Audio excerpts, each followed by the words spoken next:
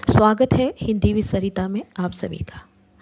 आज मैं प्रेमचंद द्वारा लिखी गई कहानी बड़े घर की बेटी आपके सामने प्रस्तुत कर रही हूँ।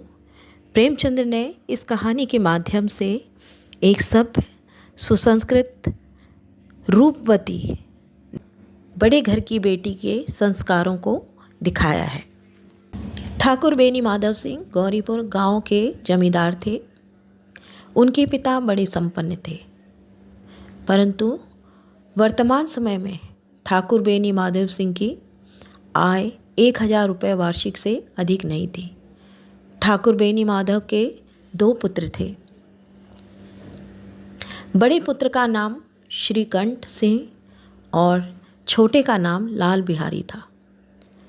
श्रीकंठ ने अपनी लगन परिश्रम से बीए की उपाधि प्राप्त की थी। वह शहर में काम करता था। रामलीला में अभिनय करने की उसकी रुचि थी। भारतीय संस्कृति पर उसका विश्वास था। सम्मिलित परिवार पर उसकी अटूट आस्था थी। उनका छोटा बेटा लाल बिहारी सिंह दोहरे बदन का सजीला जवान था, जो कुछ नहीं करता था। ठाकुर बेनी प्रसाद के बड़े पुत्र श्रीकंठ का विवाह आनंदी के साथ हुआ था।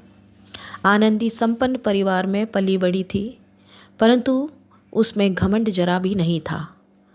उसने परिस्थितियों के अनुसार अपने आप को उस घर में ढाल लिया था। वह खुशी से जीवन यापन करने लगी। एक दिन देवर लाल बिहारी 2 चिड़िया लेकर आया और भाभी से उसे पकाने को कहा। आनंदी ने जितना घी था वह सारा घी मांस में डाल दिया। जब दाल बनाने बैठी तो घी खत्म हो गया था। उसने बिना घी के ही दाल बना दी। खाते वक्त लाल बिहारी ने भाभी से घी मांगा। घी ना होने के कारण वह उसे दे नहीं पाई। दाल में घी ना पाकर लाल बिहारी की अपनी भाभी से नोक-झोंक हो गई। उसने आनंदी के मायके पर व्यंग किया। आनंदी मायके का अपमान सहन न कर पाई। वह गुस्से में बोली, इतना घी तो मेरे मायके में नाई कहार ही खा जाते हैं। लाल बिहारी को भी क्रोध आ गया। उसने अपनी खड़ाऊ आनंदी की तरफ फेंकी। आनंदी ने खड़ाऊ हाथ से रोकी, जिससे कि उसके हाथ में खून आ गया। जब श्रीकंठ शनिवार को घर आया तो उसने सारी घटना श्रीकंठ को बताई और अपनी उंगली की चोट भी दिखाई। श्रीकंठ गुस्से में पिता के पास गया और बोला, इस घर में लाल बिहारी के साथ अब मेरा निर्वाह ना हो सकेगा। ठाकुर बेनी माधव सिंह का घर इस गांव में एक आदर्श घर था। अगर भाई भाई में अनबन की बात फैलेगी तो बदनामी होगी। वह बहुत परेशान हो गए।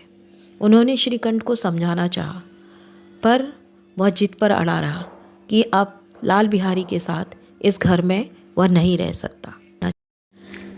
लाल बिहारी जो दरवाजे पर खड़ा होकर सुन रहा था, उसे अपनी गलती का एहसास हुआ।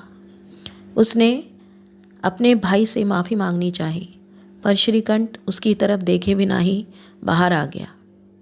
तब लाल बिहारी अपनी भाभी के पास जाकर बोला, भाभी, भाई ने निश्चय किया है, अब वो मेरा मुंह भी नहीं देखना चाहते, ना ही मेरे साथ रहना चाहते, इसलिए अब मैं जाता हूँ। मुझसे जो अपराध हुआ है उसके लिए क्षमा करना, कहते हुए लाल बिहारी का गला भराया। यह सुनकर आनंदी का दिल पिघल गया। उसे भी बहुत पछतावा हुआ। वह बोली, मैं नहीं जाने दूंगी, तुम्हें मेरी सौगंध है, एक पग भी आगे न बढ़ाना। लाल बिहारी बोला, जब तक मुझे यह ना मालूम हो कि भैया का मन मेरी तरफ से साफ हो गया है, तब तक मैं इस घर में बिल्कुल नहीं रहूँगा।